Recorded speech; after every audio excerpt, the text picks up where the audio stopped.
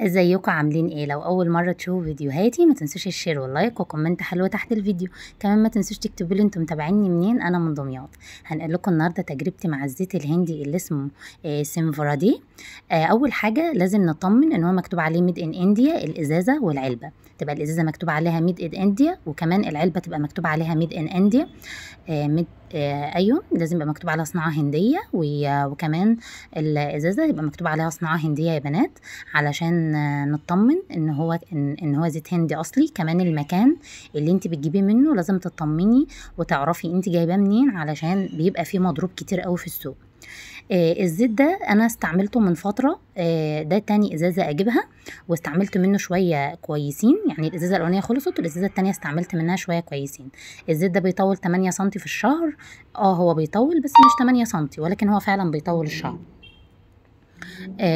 تعالى بقى يلا ما نتعرف على مكوناته ونعرف الأعشاب اللي موجودة فيه هي أعشاب ايه. أول حاجة هو زيت هندي، متكون من حوالي 13 عشبة. أول عشبة فيه زيت، أول زيت فيه هو زيت السمسم. وطبعا كلنا عارفين إن زيت السمسم بيعزز نمو الشعر. دي أول عشبة موجودة فيه. وتاني عشبة موجود فيه هو زيت جوز الهند. وطبعا كلنا عارفين إن زيت جوز الهند بيقوي الشعر وبيتحكم في التساقط.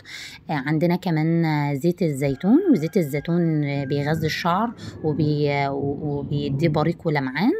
كمان في عشبة غريبة اسمها برهانيجا، ودي بصراحة أول مرة أسمع عنها، ولكن بيقولوا إن هي بتعزز نمو الشعر.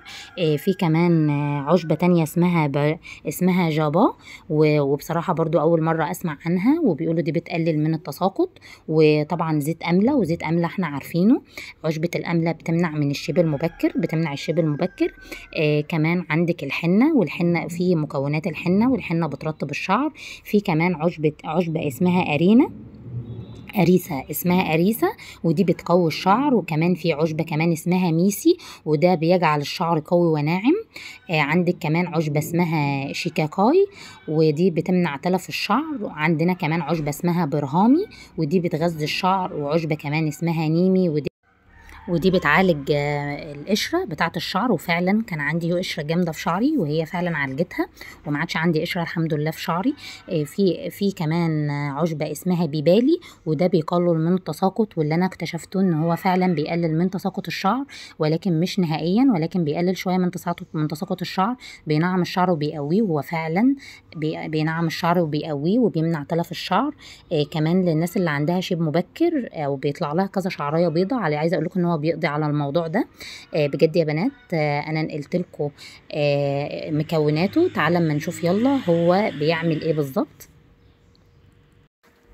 احنا زي ما قلنا قبل كده ان هو زيت شعر بيتكون من زيت سمسم وزيت جوز هند. بيتكون من زيت السمسم وزيت جوز الهند، وكمان في عشبة الكركم. وكل الحاجات دي ممزوجة مع بعضها، كل الزيوت دي ممزوجة مع بعضها في تركيبة الزيت ده. عايزة اقول لكم ان هو بيغذي الشعر، بيمنع من تساقطه. كمان بيتغلغل في فروة الراس كده، وبيحفز نمو البصيلات وبيقويها. كمان بيعالج القشرة. هم بيقولوا ان المكونات الرئيسية في زيت السمسم فيه 37%، ان موجود فيه زيت الزيتون بنسبة 20%، ان موجود فيه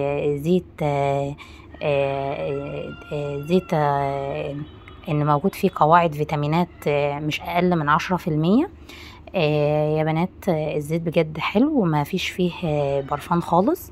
ما فيش فيه ريحة اي برفان خالص. هو كله ريحته، لو يعني اي حد هيجيبه هيجربه، هو ريحته كلها اعشاب، ريحته مش كويسة. ولكن الزيت اللي تلاقي ريحته مش كويسة تعرفي ان هو كله اعشاب، مش داخله برفان ولا داخله اي حاجة مش كويسة. ده تجربتي مع زيت سنفرديهي، الزيت الهندي. بجد لو عجبكم الفيديو ما تنسوش الشير واللايك وكومنت حلو تحت الفيديو. ما تنسوش كمان تكتبوا لي انتم متابعيني منين. انا من دمياط. سلام.